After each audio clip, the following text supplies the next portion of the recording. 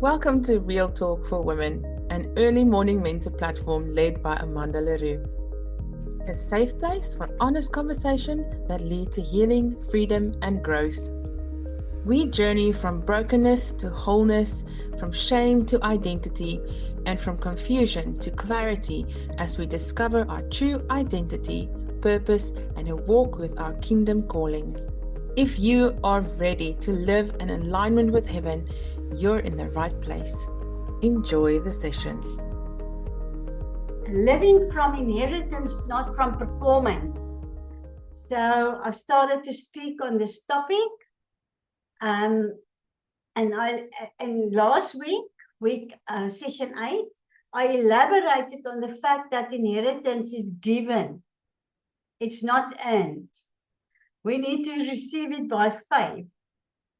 So this week I'm continuing with this topic of living from inheritance, not from performance. Today I'm starting with performance-driven Christianity. It's subtle, but destructive. And we see it all around us. There's no life in performance. There's only life in walking by faith in what was given. And inheritance is what it says. It is inheritance. It's given. And the person that wrote that testament, he did something. So for us, it's Jesus, and he did everything. It's complete. So performance thinking, to think, I have to do this, I have to do that. It often appears very spiritual, but it can lead to exhaustion. It can lead to burnout. And I think many times we hear so many leaders say, I'm burning out. Maybe there's a possibility that the guys fell in the trap of performance instead of living by faith, walking by faith in the full portion that God has for me, for you, in the season where we are in. And I've just been to Cape Town and been with Marley, my one daughter-in-law, and Salome, my other daughter-in-law. And, you know, there's certain things that's coming so easy for Marley. She raises children like she needs to have 10. Okay? They actually promised me they will have 8. But for Salome, it's not that easy. But Salome can wake up in the night with the most phenomenal words. And she will sit in front of a piano and start to play and sing the song, record the words. It comes easy for her. And the Lord wants us to flow with him in the fullness of the inheritance that we can access on earth already. So there's many kingdom benefits. A portion of the kingdom benefits we will only receive the day Jesus fetches. But for the remaining, the more we can yield to him, to the fulfilled work of the cross, the more we can walk in that. And in the fullness of that inheritance. And this includes your gift set. Each one of us has a redemptive purpose. And the redemptive purpose came with I want to say, a redemptive gift set. You know, your gifts, your talents, the way you think, your thinking patterns, and all those things. And we unlock the fullness of Christ in that by faith. So I want to talk about signs of performance-driven living. So we can at least discern if there's any of those things in our lives, and then go and make it right. You know, there's nothing so powerful like, Jesus, I didn't realize. I'm guilty. Forgive me. I'm running far ahead of you. Okay. I didn't follow you. I expect you to come behind me and follow me. This is not your pattern. Okay, that performance thing. So one of the signs is when we feel guilty, when we rest, physical rest. The second one is fear of disappointing God. If I don't do this, what will God say? What will God think? All right. Measuring worth by productivity. And the big thing is for all of us that I used to be in the corporate world, and a young woman, when the corporate world introduced performance appraisals, you know, that performance goed dat jy moet invul. I lived in that era. And I mean, it was a very stressful time when it comes to the time where we have to fill in the appraisal. Okay. And normally your increase was determined by the performance. It's what it is. But in the kingdom, everything is upside down. Say hallelujah. Thank you, Jesus. I don't need to perform to grow in faith. I don't need to perform to grow in authority. I need to be obedient. But obedience is not performance. Obedience is love for God. Obedience is the awe of God. It's when I revere God to a point where I want to be obedient to Him. I want the world to see I'm His son. I belong to Him. So for us, obedience is not performance, all right? Comparing us with others.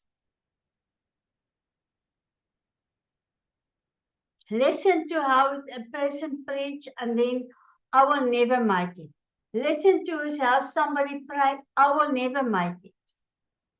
Listen or observe how people are financially growing financially, I will never make it.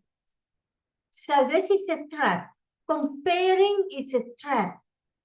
You are fearfully, wonderfully made, beautiful by God for specific works. And we cannot all be the same.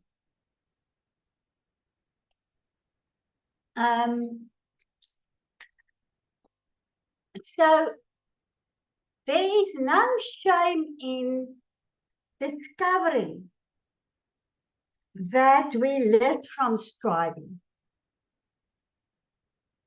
There's no shame in that. I mean, it's courageous to come to a place and say, God, I'm guilty. I strived. But help me to get out of this trap into a place of rest in you, where I live from the fulfilled work of Christ on the cross. And I want to mention something to you that God was speaking to me this week. If we are sin conscious, it will be difficult for you to really receive by faith that I'm an heir of Christ. Because sin consciousness disqualifies you continuously from what was given to you, what you must receive by faith. Verstaan jy, Lord? So we cannot focus on sin all the time. Yes, if there's sin in my life, I need Holy Spirit. I need my own will to submit to the will of God to a point where I will surrender that. All right. But to think the whole time, what am I doing wrong? Where am I maybe still sinning? will not help you to grow in your understanding and in the authority of being an heir with Christ and an heir of God. So also, when I'm in performance, when I'm performance driven, it will be very difficult to receive grace and to really understand what grace really means for us. Not a passport to sin, but grace opened the way so I can live the life of an overcomer. And that is actually really what the Lord desires us to do. Is to know I'm an overcomer, I'm victorious. I am more than a conqueror through Christ that gives me power. And so that's very important. I think one of the things about a performance-driven lifestyle is that it sort of promises us control. We will be in control. While the kingdom of God is upside down, some things are out of control. And when we perform and we have that sort of false security that that things will work out, it can easily lead to burnout. So it's the second time I speak about burnout, né?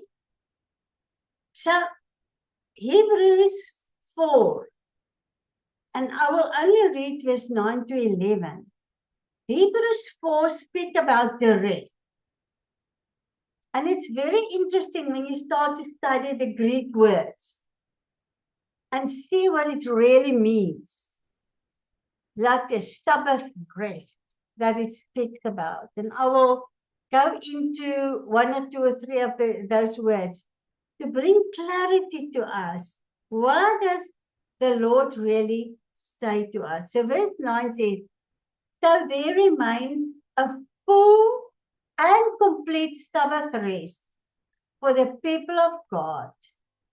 For the one who has once entered his rest has also rested from the weariness and pain of his human labors. Speaking of Jesus, the man. Just as God rested from those labors uniquely, his own, rested from his own labors, né? Let us therefore make every effort to enter that rest of God, to know and experience it ourselves, so that no one will fall by following the same example of disobedience as those who died in the wilderness. And we understand that it wasn't God's plan for the Israelites to stay 40 years in the wilderness. But disobedience caused them to stay there for so long. For a few generations, actually lived in the wilderness. So the word says the promise of a remaining rest. So the writer of Hebrews declares that God's rest is still available today. It's for us, the redeemed of God. The promise did not end with the Israelites when they entered Canaan, but instead it points to a deeper spiritual reality available to all believers who live by faith.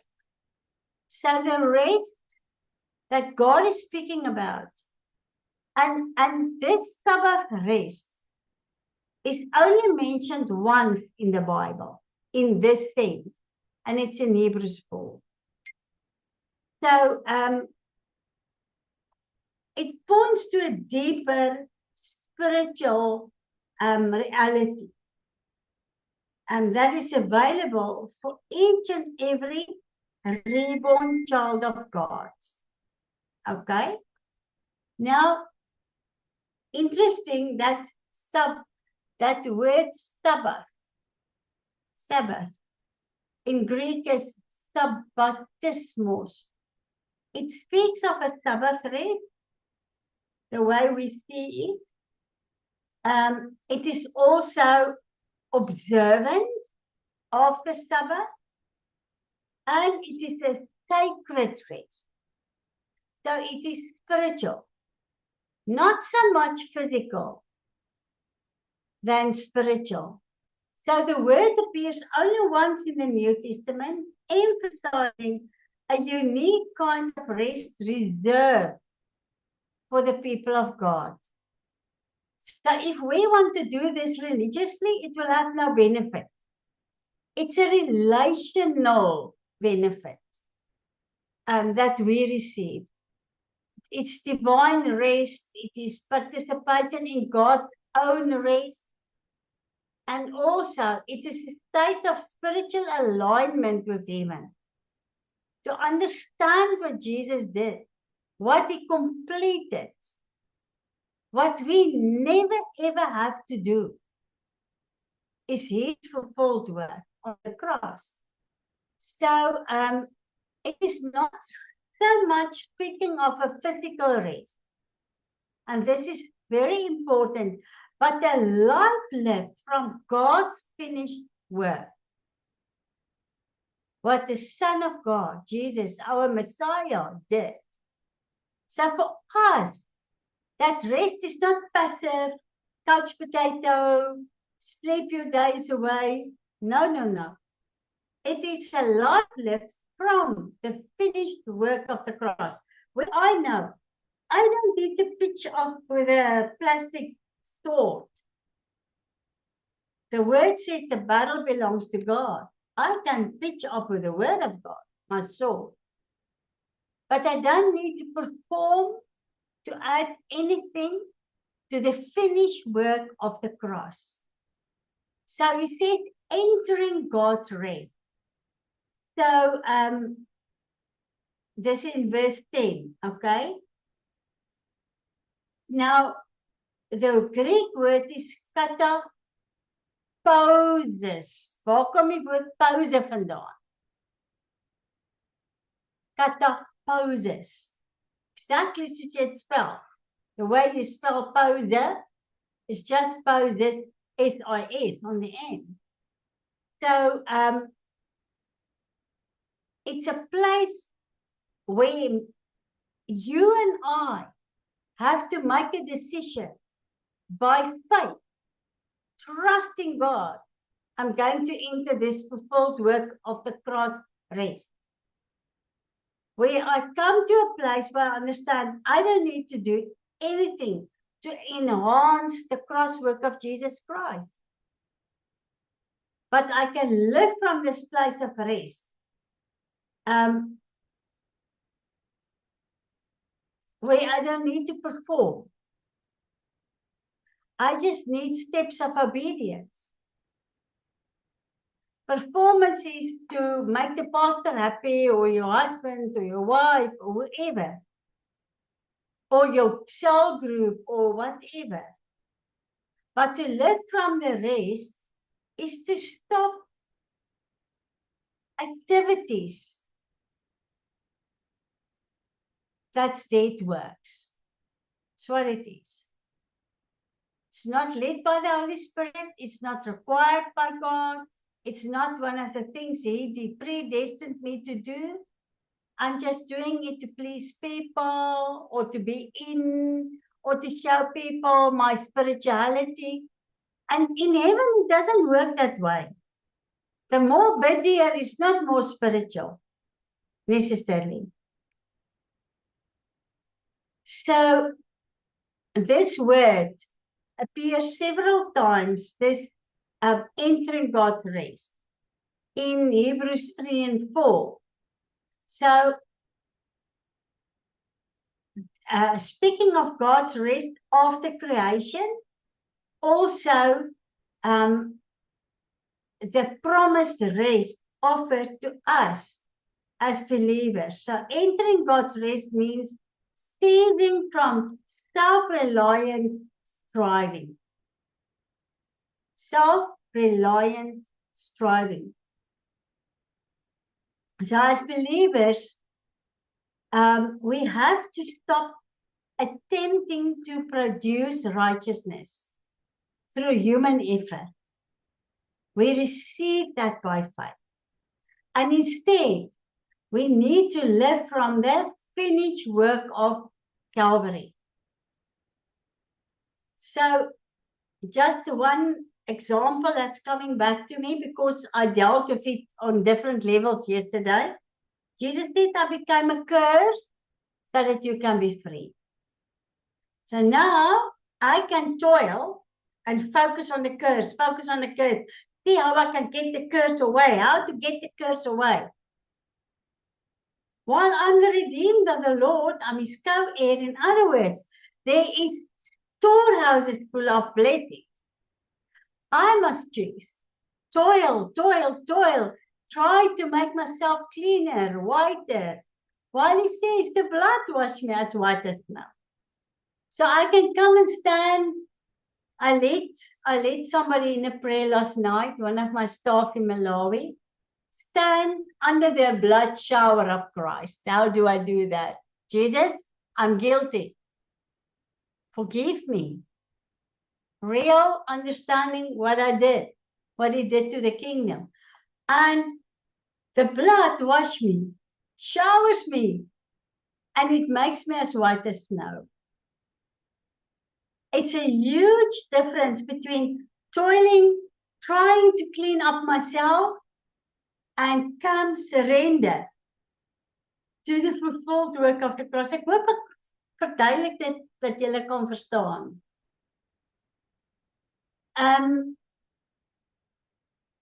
So we need to stop to try and make ourselves more righteous through human effort, and instead submit. The word says, submit unto me. Resist the enemy and he will flee. So this place of submission to the fulfilled work of the cross. So if that voice comes, the accuser comes, yeah, you see this and that, I need to run into Christ and say, Jesus, when did you deal with this? Because you said Tetelestai, it's finished. So the accuser is chasing me. And please quickly show me through your spirit, where did you deal with this? And he will do that because he delights himself in us when we actually dare to grab hold of, by force, I want to say, the fulfilled work of the cross. It's my inheritance. So just as God rested after creation, we as believers rest in Christ's complete redemption. Ouers het julle many of the teachings going around, and I don't say never preach on what is sin. But if you send out things day and night to people to convince them they are sinners, and you are speaking to the church, you're in a wrong space yourself. We cannot do that. I cannot try to convince Rena, you're a sinner. You know, that's why you had this operation. It's because of your sin. It's not who we became after salvation. The redeemed of the Lord, the co-heirs of Christ, is what it says. Part of a royal family, the universal royal family, the everlasting royal family, the only true royal family. So I cannot walk into the throne room of God every now and again with my rags because I accused myself again and And I condemn myself again. And now suddenly the blemishes and the wrinkles and the spots are back, because I just cannot stop telling myself how bad I am and how sinful I am. Instead of embracing who I became in Christ Jesus, and my new identity will start to change my mindset, change the way my mindset determines my words. My words determines my actions. Hello. So it is finished. John 19:20. That's what Jesus said. The rest includes resting in Christ's righteousness, resting in God's promises. His promises is yes and amen. I rest in the fact that he's not a man that he should lie. God cannot lie. So rest in God's promises. Rest in the finished work of the cross. Ek sal dit nog 'n miljoen keer sê. Until our minds are renewed with the truth of the word, and we live the actions, our life actually testifies of that. So, rest from human works, verse 10, highlights a very important principle. That word is ergon, E-R-G-O-N in Greek, and it and the rest from works. So the word works is ergon. It's works, it's deeds, it's labor, it's action. And in this context, it refers to human efforts to achieve righteousness apart from God's grace. So it's a human effort to achieve righteousness apart from God's grace. We were saved by grace. By the blood, we became the righteousness of God in Christ Jesus. It's paid for. Nothing that I do can add to what Jesus gave me as a gift. So we must see this beautiful, most luxurious, golden gift. And by faith, I dare to untie and open, and out pops my new me. The people that knew me can come with accusations and say, oh, why do you act holy? Do you remember how we partied together or whatever? Doesn't matter. And I can stand truly honest before God and tell them, but didn't you know, I'm a new creation. The old has passed away, the new has come. I've got a new identity, the true identity. I even have a new name. I will hear it one day. You know? And you need to combat the lies of the enemy, the accusations, with the truth. So this ergon, or human effort, is where God, he beckons us to cease from dead works. He beckons us to do that. And to enter his rest, the fulfilled work of the cross. So what I do from understanding and revelation that all that I have, all that I am, the new me, is just because of who Jesus is. As he is, so are we in this world. Julle, ek kan nou maar net hierdie ding oor en oor sê. Because I have seen, this is one of the biggest areas of where the church struggled to do the transition from you are in this world, but not from this world. That mind shift change, that shift. Hebrews 10:22 says, let us draw near with a sincere heart in full assurance of faith. Full assurance of faith. Having our hearts sprinkled clean from an evil conscience and our bodies washed with pure water. Die doop, baptism, and what the blood is.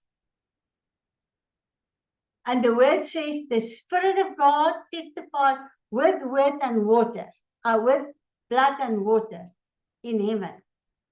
And here we see it again. Having our hearts sprinkled clean, that is the blood from evil conscience. So if you touch yourself, if Holy Spirit can actually reveal to you that you've got the evil conscience, you are still carrying the shame and the condemnation and the guilt with you. It's the evil conscience. You can apply the blood of Jesus. I say, Jesus, thank you that your word says that the sprinkled blood cleanse me from an evil conscience. And thank you that I remember the day of my baptism, Lord. It was glorious. Extra cold water. But Lord, when I came out, I felt so clean and new and fresh because I did it. Followed your example by faith. So this is Hebrews 10:22. This does not mean that we need to sit back, passive, no activities, but rather a shift in my posture towards God. God, what is it that you planned for me for this day? What is it that you wanted me to do in this day? God, speak to me. Is there any person that needs love? Is there any song I want to write? Is there any poem I need to write? Is there maybe a words of encouragement that somebody needs? So I need to shift my posture from being conscious of my wrongdoings to being consciously aware of the new creation Jesus made me to be. Maak nie saak wie wat sê nie. The truth of the word is I'm a new creation. So we no longer work for acceptance, but we work from acceptance. Christ accepted us. So, and then in verse 11, the word uses the word diligence, all right? I want to read verse 11 for us again. Julle, is julle opgewonde? Ook hier waar ek sit, nee, wil nie vir julle sê, ek voel soos 'n rubberballetjie. Want ek kan nie glo dat God ons so lief het. Dat hy ons in 'n oogwink van 'n gemors verander na 'n seun van God. Na 'n the redeemed of God. In 'n oogwink van sonde besef, ware berou, my hart oopmaak, Jesus, come in, come rule and reign in my life. In 'n oogwink van hierdie wêreld na daai wêreld. En ja, ons is broken. Ja, baie keer is dit 'n proses om die siel, amper wil ek sê die sielietjie, die siel gered te kry en hom vernuwe te kry, maar met die hulp van die Heilige Gees. So, vers 11, let us therefore strive to enter that rest, so that no one may fall by the same sort of disobedience. The ESV. The King James say,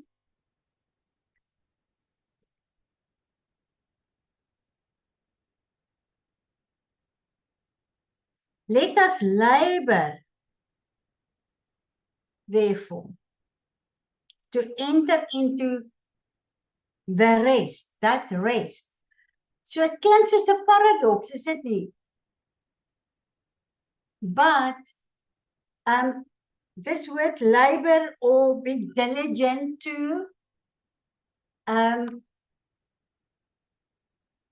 is spoudazo, spoudazo,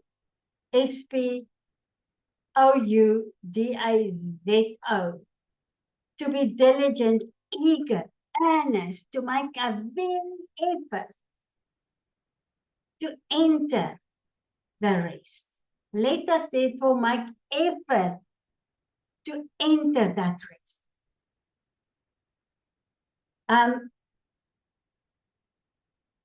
So we need to actively pursue rest, the rest of God, the fulfilled work of the cross, of Calvary. This effort is not striving in the flesh, but diligence in faith. Where I practice my faith, where I stir up my holy faith, guarding that heart from unbelief is to be diligent. Trusting God's promises is to be diligent, is to make an effort.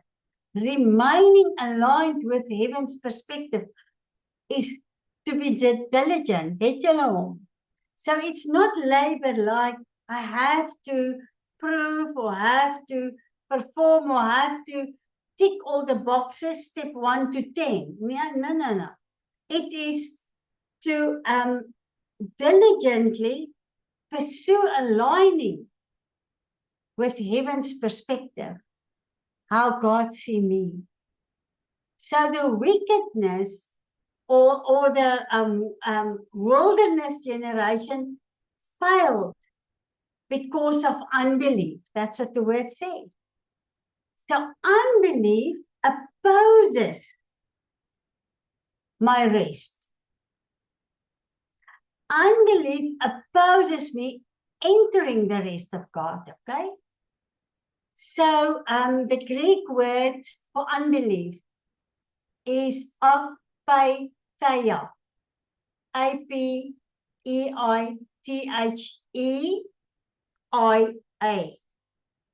Disobedience rooted in unbelief. That's what it means. Apatheia is disobedience rooted in unbelief. In other words, I'm disobedient. I refuse to enter the rest. I will rather sit and work and toil and try to clean up myself instead of allowing what Jesus did to come and purify me. So the Israelites' disobedience was not merely a behavioral problem. It's not. It was refusal to trust God. They just could not trust God. So it caused them to stay 40 years in the wilderness. That should have taken them 3 days, 4 days. Lenaitjie, bless you. Okay. So we need to align our souls with Him. My soul area, my will, my intellect, and my emotions. Trust God's finished work. Cease striving from identity or approval. Walk in faith rather than fear. And my posture that I take should reflect the reality of the kingdom. And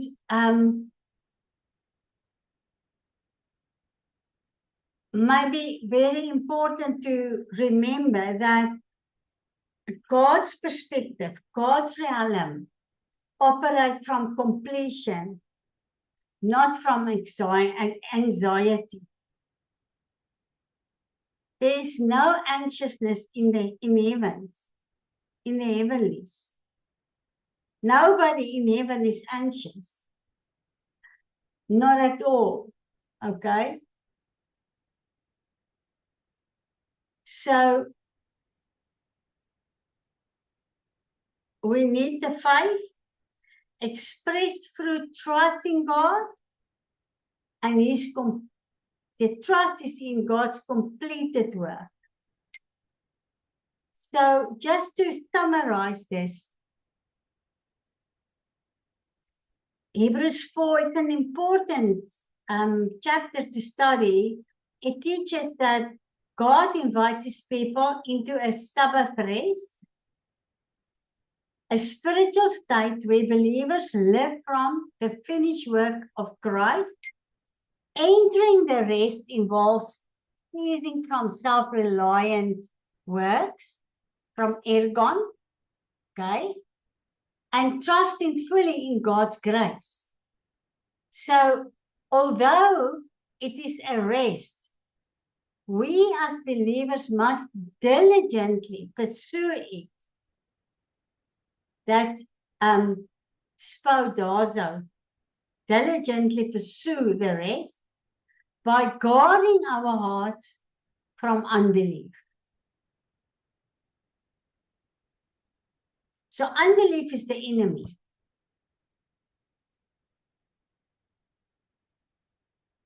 So rest becomes the spiritual posture of faith.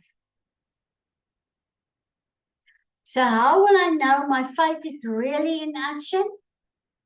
If I live from the rest of God. This past 4 years, God always worked on my faith. I believe my personal gift, my best gift is faith. But this walk with him, building sustainable project in a village, really took me to a new dimension of understanding the importance of faith. The word says, without faith in God, or trust, it actually says, without trust in God, it's impossible to enter his rest. And faith and trust works together. So,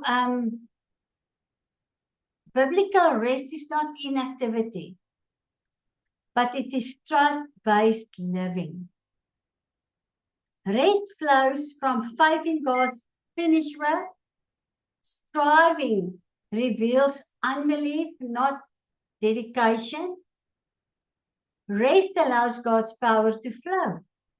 That's what it is. So I'm coming to an end. Many believers understand the concept of God's rest with the intellect, intellectually, but struggle to live from that place of rest. Is that true? It's true. Hebrews 4 reminds us that this rest is not automatic. Okay? It must be received through faith and guarded from unbelief. So I must put up my guards against unbelief. It's important.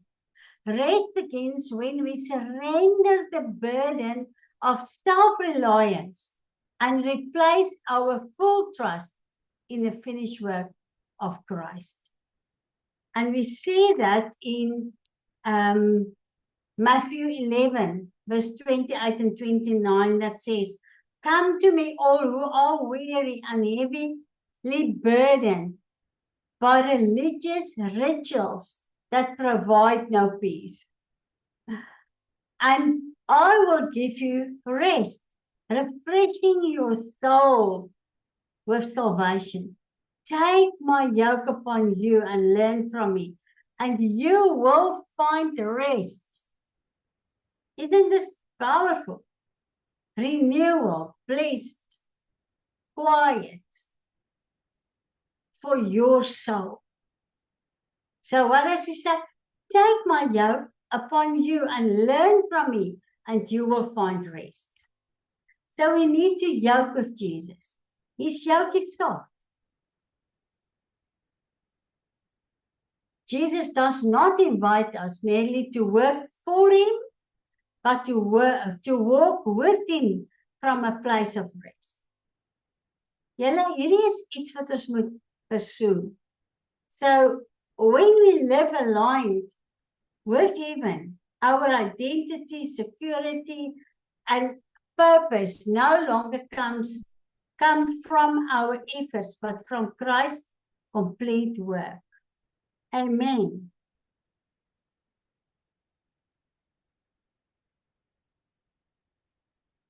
So what do we need to deal with? Self-effort. We need to cultivate the fear of God in us so we will trust God's promises. And we need to cultivate the posture of surrender. Surrender to God's will. Surrender to His word. And then we also need to practice being still in the presence of God. So can we pray? Here is just a small portion. There's still more to come. Father, this morning, we as your daughters, we choose to move away from toiling, to move away from self-effort, right into a place, Lord, where we know that we entered your rest. Father, I pray that you deliver us from the burden of striving and performance and self-reliance. I pray for a deep understanding and a deep revelation of the completed cross work of Jesus. I pray that it will become part of who we are.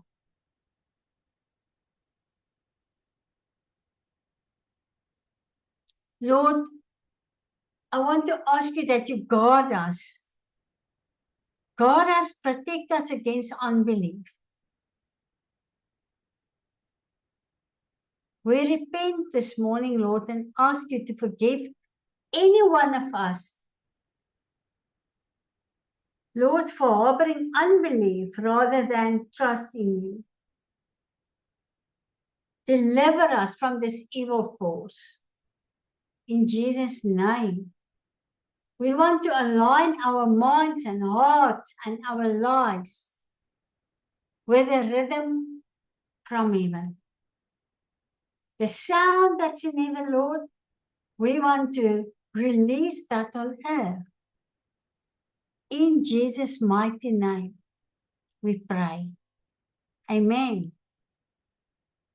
So, I know maybe it feels like I'm going over and over, but out of experience, I've seen many people struggle to really enter the rest of God.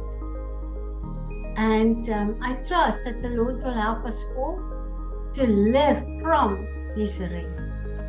Enter it, but then to live from His rest. Amen. If this teaching touched your heart or spoke into your life, please subscribe to the channel, like this video, and share it with someone who may need encouragement today. If you would like to connect or have questions, feel free to email me at amanda@arialaministries.org.za. You can also visit our website at www.arialaministries.org.za and www.restoringhopeafrica.org. You can find me on Facebook at Amanda Leroux. Thank you for walking this journey with us. Remember, healing is possible, purpose is real, and your story is not finished.